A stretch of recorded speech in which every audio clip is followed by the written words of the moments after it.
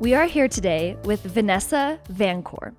She is a strategic consultant, a diversity, equity, and inclusion speaker, and a status quo skeptic who lives to tell inclusive stories. She is the founder of Vancourage, a bilingual strategic storytelling company for brands, organizations, and people who are deeply committed to amplifying diverse voices and doing things differently. Vanessa has dedicated her 15-plus year career to bringing diverse narratives and meaningful conversation to every newsroom, classroom, and ad agency boardroom she's been a part of. Such a cool thing. Thanks for being here with us, Vanessa. So you are a strategic storyteller. What does that mean? So thank you for having me. Very excited to be here. For me, that means thinking critically and thoughtfully in the way that we're telling our story. And through the context of business, it's what we do, how we do it, and why we do it. And if you're doing it strategically, you're making it as easy as possible for someone else to explain what it is that you do, to articulate the value that you bring, and then how you're disseminating it is where the strategy is involved, how you're reaching the people you're trying to reach in the way that you're telling your story. Why is telling our own story so important? And I guess telling it well. I think a lot of times we try to tell our story, but do we tell it strategically? Right.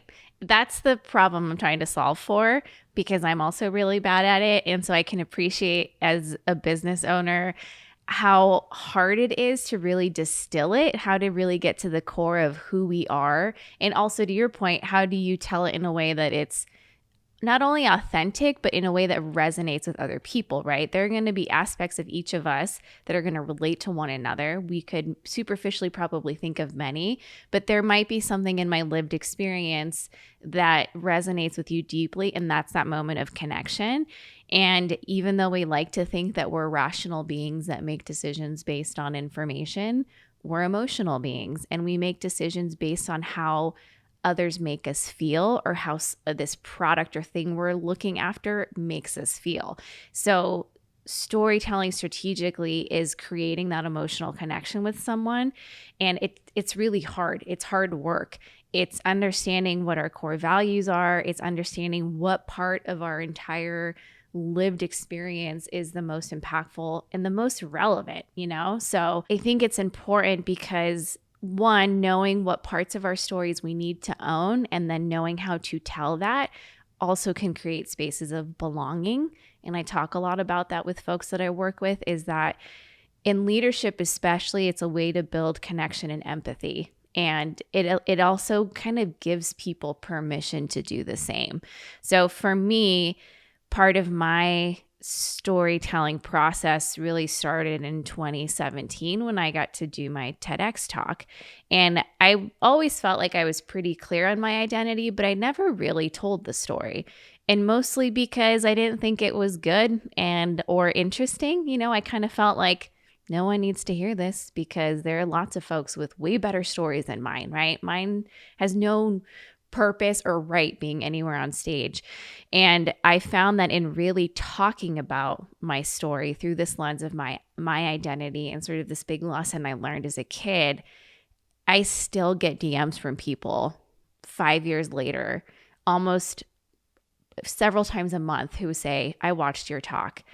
This connects with me because my family's also from Mexico, or I speak 2 languages, or I don't look this and way, and people constantly make assumptions about me. And I would have never thought that was important. So that was a big lesson for me, even as a storyteller, is that it's important to share about ourselves as much as we're comfortable to build those connections with people. So it's funny that you say this about the TEDx talk, and you even mentioned that you're bad at telling your own story. Your skill set is really helping other people tell their story. Talk us through that exercise of almost now you're coaching yourself on how to tell your own story. Yeah, it's funny because I think I'm not good at telling my own story, and this is what I coach other people in, and it's often easier to see it for someone else, right? And so I recently invested in a copywriter, a brand strategist to help me with my own company brand, because I see the value in having someone outside of my brain mirror to me the way that I should be communicating this. And I have started telling my clients that because I can acknowledge and really empathize with how difficult the process is. And it's hard when we live up here and we don't know how to articulate it, right? And so really it's rooted in understanding our values and understanding our why. Why are you doing what you're doing, right? Like, what is driving this project even for you? And sharing that with people is that moment of connection. This might go to the piece you said about owning parts of your story or owning your story. Can you explain what that means? That's a good question. I think owning all parts of our story means every bit of it. I think many of us have sort of seen this Cinderella story model, right? From rags to riches, I overcame all these things. And one of the things that I realized through my TEDx experience is that I thought the only stories that had merit were the stories that had overcome a lot of obstacle or suffering. And my own life arguably had not had that, right? My mother is the one who crossed the border. My mother is the one who went through this. I have otherwise lived a very privileged life. So what right do I have to share these pieces of me because I had not suffered enough to earn that? And that's not true. You know, I think we all have parts that we can have pride over and that we have a right to share. And that's what I think makes that difficult, you know, is the ownership is really owning every part of us. And it may be parts that we're not proud of. I think for many of us, we could look back to former versions of ourselves and cringe a little bit because you think, ooh, I wish I could go back and tell those people I'm a little bit more evolved. You know, I might react a little bit differently. But it's also talking about that. That might be something you've overcome and worked through.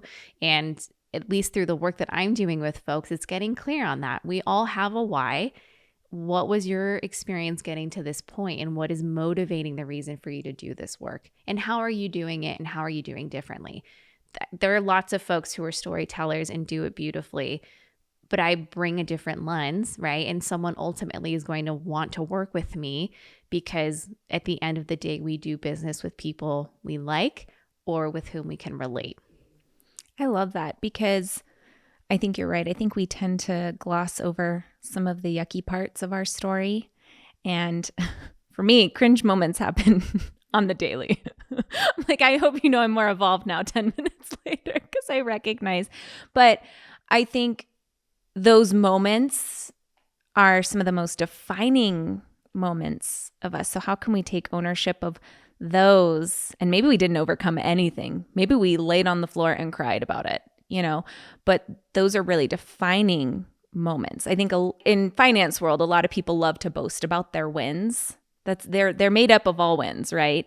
And I'm like, well, I really want to know about your losses because struggle and when you're really just knocked down, I feel like those are really the moments of growth, even if you didn't respond well, especially if you didn't respond well. How can somebody incorporate maybe some of those cringy moments and own them instead of maybe shoving them into the closet? Mm-hmm. That's it. I mean, I remember you talking about that as an interview question when you're deciding sort of who to bring on your team. It's easy for us in those moments where we want to shine and showcase our best sides, but how we show up in those moments, even if you're in the fetal position on the floor crying, says a lot about our capacity to be human. It reveals our true character and our capacity for being vulnerable. And those traits are equally as important in a professional work setting. How are you able to hold space for other people? How are you able to show up in a way that's authentic? And I think that's an important part of our stories to own with compassion, right? To acknowledge these moments where maybe I'm a little bit more evolved than I was 10 minutes ago, but we are inhabiting human bodies. We are prone to error and mistakes, and that's part of the growth. But you're right. It's really easy to want to celebrate all the wins, but I think those are the moments that connect with people. Those moments you were knocked on your ass, you had nothing, you felt like you had nothing, and you had to crawl your way out. people will want to know how you did that. What gleaning piece of advice, what pulled you out of that? How were you able to accomplish that? And it doesn't have to be something really dramatic, but those are the moments we can relate to, right? And I think as humans, storytelling is our earliest way that we passed information, right? So how do you reconcile different languages and different ways that people tell their story and use it as a bringing together rather than a moving apart? And help people create connection through stories. Mm-hmm. Yeah. And I think, that made me think of just through the context of the way that businesses or corporations or brands tell stories.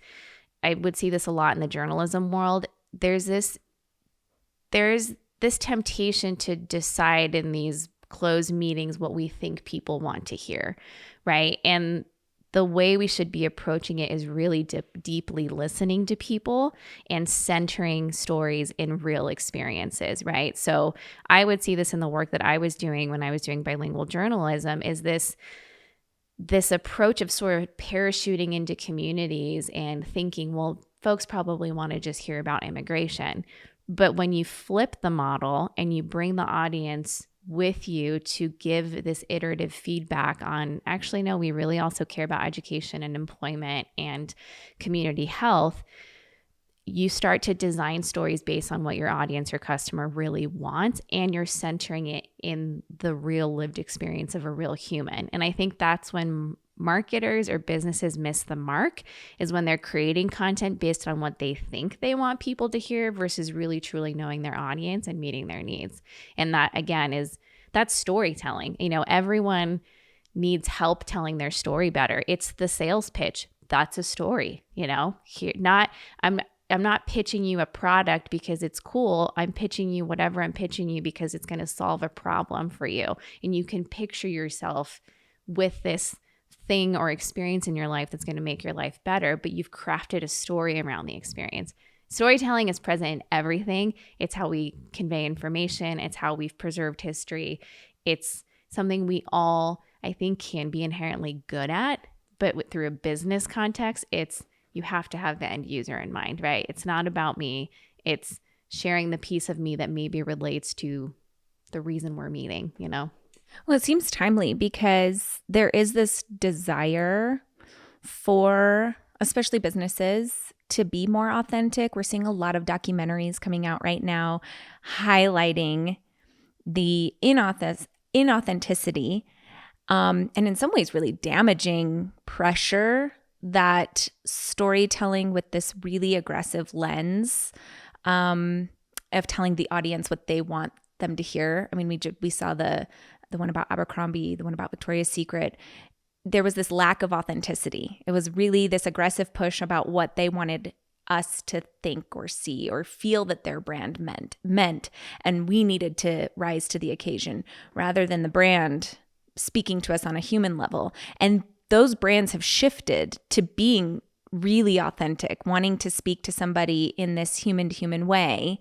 And I think that's really timely. Unfortunately, it took them decades and decades, and I think a lot of us are probably suffering some consequences from growing up with that inauthentic story. But I think there's like this ripple effect that storytelling has on the listener, not just on the teller. Mm-hmm. Oh, yeah. I mean, I think we as consumers, have always been savvy. And I think part of that too is this tone, this arrogance that suggests that people will sort of miss it. But I think thanks to social media, there's more opportunity for people to sort of call them out, right? There's a line there with this call out culture, but I think audiences, or rather businesses and brands, need to do a better job of assuming their audience is critical and is going to see right through it. And you're going to get called out, and the ripple effect is rupturing that trust, because at the end of the day, these moments of connection are building trust with your client and with your audience. And if you're not being authentic in any case, right, it's always going to come back around. So again, if you're firm and rooted in your values and your integrity, whatever that is for you, it shouldn't be what you think you want people to think of you. It is what does it mean to really live in your integrity and show up that way in your work? And those are the people, for me at least, as I'm hearing you read the bio, those I worked really hard with my brand strategist to clearly articulate my values because I want to attract clients with the same value system. Similarly, I want my copy to disqualify people who maybe are reading that and think, oh, I don't resonate with this. She's not the person for me. And I think the more explicit we are in the way that we tell and communicate the story, whatever form that takes, maybe an ad, copy, videos we put out of ourselves, should very clearly communicate, this is what I'm about, this is what I'm not about. And then as a consumer, you get to decide, this is for me, this isn't for me. That's invisible ROI right there. And I think some brands are really starting to see that. A lot of brands. Mm-hmm. Yeah, absolutely. Yeah, I hopefully that's also the fear in like niching down, right? Because there is this fear of like, oh no, what if there's this thought where I should try to be all things for everybody. No, depending on what you're doing, you should be working with like-minded people. For me, that's really important. And I think really for most businesses, even if they're not thinking about it that way, it should be, because that will create a better product, a better relationship if you're aligning and attracting with similarly minded people. What are some really practical tips that businesses can use to get better at telling their story, to make sure that they're clear on who their audience is and how they can be most authentic with that audience, be most impactful, reach them in the right way? I always start with values. I'm a huge fan of Brené Brown and her research and her writing, and she has a really great book called Dare to Lead. So she started with Daring Greatly. It was, I think, her second book, but Dare to Lead was taking all of her research around shame and vulnerability and applying it in a business in a leadership setting. So I recommend that book a lot to businesses and leaders because it takes all of that and talks about how to apply it in a workspace. And I think that can also be true with audiences or people you're trying to reach. So I think, again, she has a really great worksheet on identifying your core values, and that's really branding. This is all branding. Storytelling and value alignment is branding. It is getting clear on the way that you're communicating what you're about and why you're doing what you're doing. And then the way that you do that too is by listening. I think of so many people and organizations don't do a good job listening to truly doing the market research. There's a lot of really intelligent data online that will give you demographics on your audience, right? Gender, age range, spending habits. But who are they as human beings, right? Where do they hang out? What kinds of things are they interested in? And that takes more time, which is why I think some people skip over it. But I don't think you can be successful until you're really, truly doing that. Are you really, truly listening? It should be this iterative process where you invite your audience with you, where they're a part of this feedback loop constantly, where you're seeking critical feedback, you're acting on it. If you get called out, you address it. But it should be this iterative thing because ideally you are evolving with your audience. This is reminding me of this Domino's pizza case. Domino's was getting hit with feedback like, my pizza arrived cold, it looked terrible, whatever. Rather than Domino's kind of pushing that under the rug and working internally to be like, oh shoot, there are some crappy pizzas out there. Domino's opened up this huge social media effort and they were like, send us pictures of your pizza. Tag the ugly ones. Like, we want to see what your pizza's looking like when it arrives. And their social media feed was like, some lopsided like cheese over here, like a pepperoni over here. And they go, thank you. Thank you for all of these pictures. We can do so much better and we're going to. And they rolled out this huge campaign to be like, we're going to make these perfect, beautiful pizzas for you.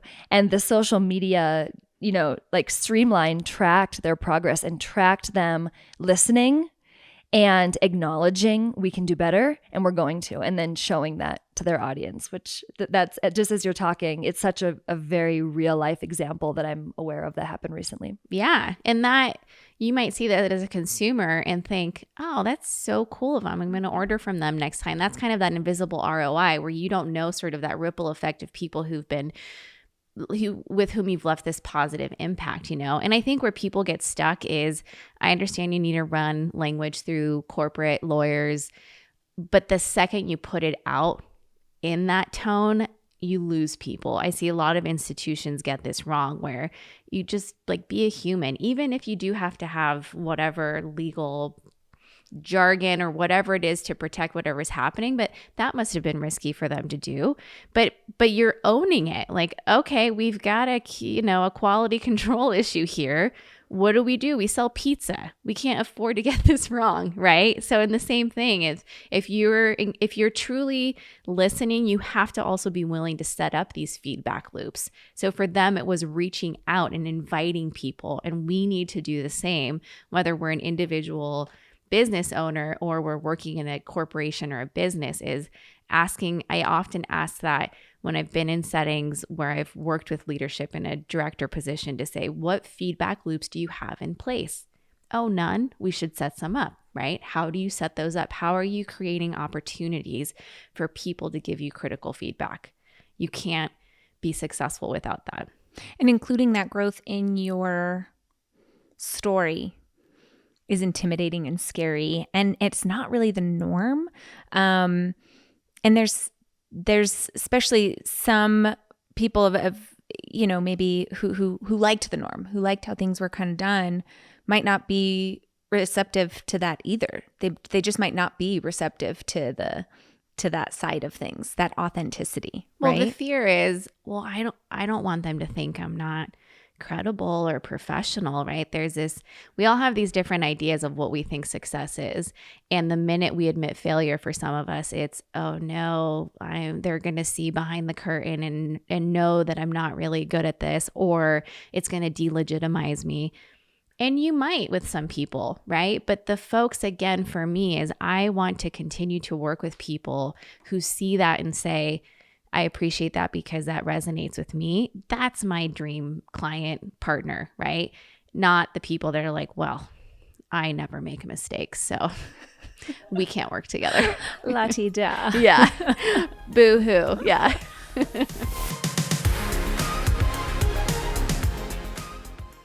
Every day you hear about people making money by investing in IPOs and startups. But what about you? These kinds of investments are simply not available to Main Street investors. At Rowe Capital Group, we are committed to providing access to strategic, early-stage, primarily low-market correlated investment opportunities. Accredited investors go to rowecapitalgroup.com for more information. Rowe Capital Group, empowering your financial journey. Let's dive a little bit deeper into ROI, because I'm guessing this is something that you have to overcome with corporations. They're constantly looking at their ROI, return on investment. They want to know what they're investing in this whatever. So in this case, telling their story, what is that return for them? So there is a monetary return, which is typically what companies are looking at, but there are other ways that companies can really evaluate ROI. And I think this is a great example in using their story. So do you want to chat a little bit about that? Yeah. How much time do you have? I'm just kidding. This is a 7-parter. Perfect. Yeah, this comes up a lot. And the team that I work with, we talk about this a lot, because I think anyone who's worked in communications or marketing in some capacity has dealt with this, right? I think most organizations and leaders understand the output, right? They know what a video is, they know what social media is, a podcast, right? And it's really easy to focus on the output, the product, because that's fun and sexy, and I know what that looks like. A lot of the work that I do is on the front end. It's the R&D, the research and development up front, that is less fun and sexy to work on, because it takes a lot of mental effort to really distill what it is that you're trying to communicate. And so most people want to gloss over that and just want to jump into, well, can we just make the video?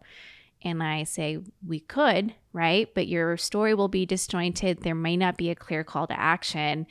And our job is to make sure that people can clearly communicate to someone else what it is that you do and what you're about. But we can't do that until we invest in this work up front. And that's a tough sell, because that component arguably may not have a direct revenue source, right? It's building something like this, like a podcast, that folks may engage with a piece of your content and never click through to the website. But what this is doing is building reputation. It's building credibility. It is creating a relationship with people that they may save or flag for later. That's hard to track. We can see some of those metrics digitally depending on the platform, how many times maybe it's been forwarded, has it been downloaded, but that may not directly translate into a sale or a transaction. But what is that value to you in building loyalty and building a following of folks that may or may not come through and transact in some capacity? And that's what brand building is. So depending on what you're trying to do, obviously there's a desire to position yourself as a thought leader, as a credible expert in the space. And also we'd like them to do something, right? We'd like to convert this into a client or a customer, whatever it is that you're doing. And so it's a tough sell. And to be honest, I'm at a point where if I'm having to work that hard to convince someone, they're probably not my ideal client. Some of the folks I work with will say to me, I know this is important. I don't really get it, but I trust you and I'm willing to go through the process. That's all I need. Just trust me that if we do this work up front and getting clear on who you are, how are you doing this differently? These are the questions that I ask them, right? Anyone just like me will say that they're a storyteller, but what is it that I do that is different from someone else you could hire? What perspective or lens or process am I bringing? Similarly, you should be able to communicate that. Not only who you are and what drives you, but what do you do and how do you do it differently and what value are you bringing? And when we jump to the end product without getting clear on any of those things, your story is just not, it runs the risk of not resonating, of not being clearly put together, of not answering all of the questions that people might have. So you can track things digitally with distribution and amplification. But that initial brand building that is really around building community is harder to measure. And I think even though it's hard to measure, like direct ROI, right? Like here's the story, here was my client conversion. That could be very difficult to measure, but I think we can all reference storytelling gone bad, storytelling done poorly, where companies have severely missed the mark. And I think in those situations, it's real clear to see lack of ROI. So understanding that the converse can be so much more valuable to really hit the mark. Yeah. And there's companies that we spend our money with because we love their story. Mm-hmm. I think we've used Tom's shoes in the past. You know, I don't know what you think of Tom's shoes story, but that's such an easy, digestible, quick, ooh, that tells me a lot about who they are, that they would think buy a pair, give a pair. Like, cool. I'm on board with that. It aligns with your values. It aligns with me. So I think that's a storytelling done well. Yeah. Again, someone should be able to clearly explain to someone else what you're about. And if they can't, then that is a signal that maybe your story is a little muddled and needs some work. And again, it is hard work, and I understand it's not as fun, but it's so important to invest in a branding strategist or a storytelling strategist up front, and then you're going to have amazing products. So this is more talking at a corporate level. Do I as a human need to have a brand and a story and a strategic story? Mm-hmm. I know we've talked about branding for some people can feel like a dirty word, right? Because you're like, I'm not a brand, right? I'm not branding myself. That's gross.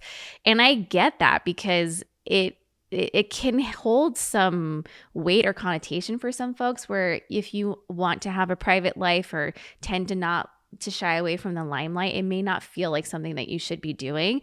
So if branding's not the term that resonates, it's again just finding a way to clearly communicate what you're about. And that's really what it is. And I think it's super valuable as a human being as we show up in all of these spaces, in parenting, in a workplace setting, in any interaction we're having, where if we can continuously come back to our core values and ask ourselves, am I showing up in my integrity in this position, right? If my core value is honesty or transparency as a person, am I doing that in the work that I'm doing? And if not, where's the disconnect and how can I reconcile that? So I think I often point to that values worksheet for Brené Brown because she gives you a vocabulary list where you go through this process and exercise of circling the ones that really resonate. And then you try to distill those to your top 5, which is really hard. And we're humans. So your core values and objectives right now may change in a couple of years as your life is evolving. But I think that helps me stay centered. And in all the things that I'm doing, if I have to make a difficult decision, if I have to have a difficult conversation, you can come back to that as a person. And whether or not we want to brand ourselves, the truth is, anytime we're producing any content or interacting with people, they're making deductions about who we are or who we are not.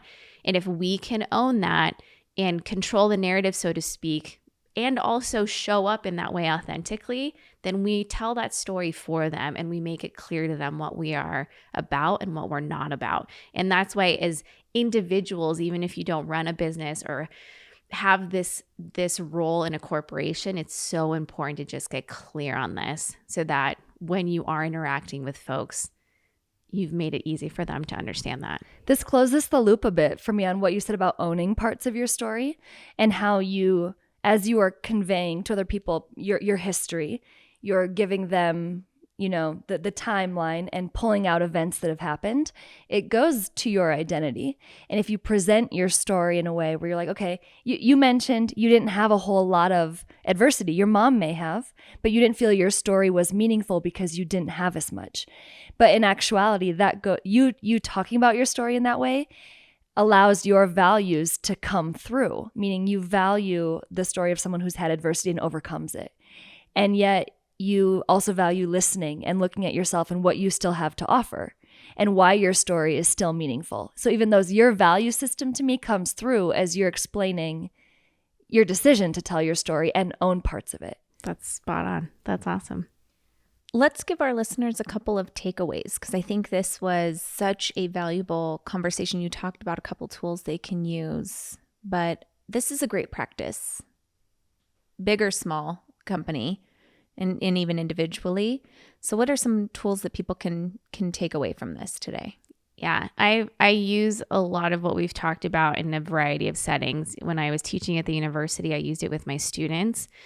And I have used it in corporate settings and leadership training. It's a useful practice on an ongoing basis. So I always recommend Brené Brown because I love her research, and she has a podcast and she has lots of great resources online. Dare to Lead is, again, a book specifically written for people in leadership or business settings. It's a great application of all of those learnings and findings. And within that, as well as the values exercise, I am still learning as an adult how to name feelings and emotions and values. So when I get a list of words, it makes it a lot easier to identify the things that resonate. So I like having lists. And there's another book that I often gift to people, which is called The Desire Map by Danielle Laporte. And it's a way of designing goals, not against what you want to achieve, but how you want to feel. And it's a really interesting shift mentally on designing objectives. And one of the examples she gives is, around the new year, we might hear people say, I want to lose 5 pounds. Okay, that will require you to do X, Y, and Z. But why do you want to lose 5 pounds? How are you hoping to feel when you achieve this goal? And again, while we think we are mostly rational beings, we are humans with emotion and a desire for connection. And if we think of our objectives and goals and desires through that lens, you'd be surprised at how it starts to shift for you. So I love that book and I recommend it to everyone because it's a good map. It's a good starting point for designing the life that you want to live based on how you hope to feel. I'm going to check it out. I'm adding it to my cart. Listeners can get access to that by visiting rowcapitalgroup.com, clicking on our section notes and our blog. You can also find us on TikTok at WTF Podcast or email us with questions. We love to hear from you. media@rowcapitalgroup.com. Vanessa, thank you so much for this conversation and for being here with us today. Much appreciated. Where can listeners find you? People can find me on my website, so it's vancourage.com. I'm also on the Instagram and LinkedIn, which is where I often hear from folks who DM me about the talk. So they can find what I'm about and what I do on all of those places. So thanks And for we'll having have you me. linked on everything as Yeah, well. thank you. Yeah. Thank you so much. Thank you guys. This was so fun. This overview is for informational purposes only. We might include some projections, and those should not be relied upon for the purpose of investing. Past performance is not indicative of future results, and any investments we mention are meant for accredited investors only. And any offer can only be considered upon review of a prospectus and relevant offering documentation. So please keep this in mind as we move through this overview, and remember that these are our opinions only.